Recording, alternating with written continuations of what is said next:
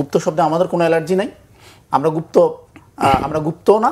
আমাদের প্রত্যেকটা কমিটি প্রকাশিত, কেন্দ্র থেকে শুরু করে একদম ওয়ার্ড, ইউনিয়ন, উপশাখা প্রত্যেকটা স্তরের সকল কমিটি আমাদের প্রকাশিত। তো গুপ্ত শব্দটা আপনাদের গায়ে কেন লাগে?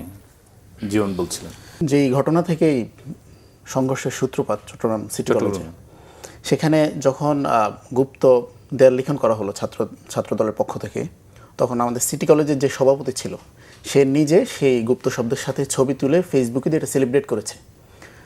তো গুপ্ত শব্দ থেকে এই সংঘর্ষের সূত্রপাত না, সূত্রপাত হচ্ছে সেখানে সকালবেলায় শিবিরের কর্মসূচিতে বাধা দেওয়ার ফলে শিবিরের কয়েকজনকে মারধর করা হয়।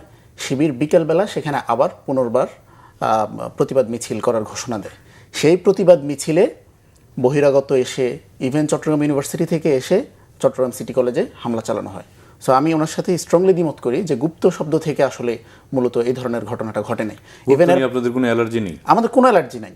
ইভেন তারা ডাকসু ভবনে যে গুপ্ত শব্দ লিখে আসছে, আপনারা দেখছেন সেখানে আমাদের ডাকসুর নেতৃবৃন্দ, শিবিরের নেতৃবৃন্দ সবাই যে ছবি তুলে সেটা ব্যাপকভাবে পাবলিশ হয়েছে। ইভেন আমাদের সারা দেশে অন্তত কয়েকশো নেতাকর্মীরা, তারা জনশক্তিরা, তারা এই কাজটা করেছে। তো ওই গুপ্ত একটা শব্দ থেকে বা একটা শব্দকে ইস্যু করার যে রাজনীতি, এইটা মূলত আসলে আমরা করিনি, এটা ওনারাই করছেন। এবং সেটা মানে এতটাই মনে হচ্ছে দলীয় কর্মসূচি আকারে নিয়েছেন যে তারেক রহমান পর্যন্ত বিভিন্ন সমাবেশে যে এই শব্দটার অপচর্চা করতেছেন। তো এইটা আমাদের কাছে টোটালি এটা একটা মিসলিডিং মনে হচ্ছে যে গুপ্ত শব্দ থেকে এই ধরনের কোনো সংঘর্ষের সূত্রপাত ঘটে নাই। সেকেন্ড যদি দেখেন, ঈশ্বরদীতে যেই হামলা হলো সেখানে এই চট্টগ্রাম সিটি কলেজের ঘটনার প্রেক্ষিতে ঈশ্বরদীতে ছাত্র শিবিরের পূর্ব ঘোষিত কর্মসূচি, ছাত্র শিবির নির্ধারিত কর্মসূচিতে হঠাৎ করে ককটেল মারল কারা?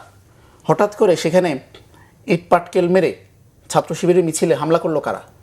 আপনি প্রত্যেকটা ঘটনায় দেখবেন ছাত্র শিবিরের জনশক্তির নামে ফেক ফটোকার্ড বানানো হয়েছে।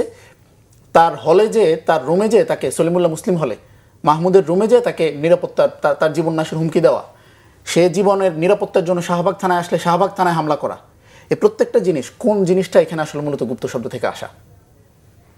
আমার মনে হয় এটা পুরোপুরি একটা অপরাজনীতি। গুপ্ত শব্দে আমাদের কোনো অ্যালার্জি নাই। আমরা গুপ্তও না। আমাদের প্রত্যেকটা কমিটি প্রকাশিত, কেন্দ্র থেকে শুরু করে একদম ওয়ার্ড, ইউনিয়ন, উপশাখা প্রত্যেকটা স্তরের সকল কমিটি আমাদের প্রকাশিত।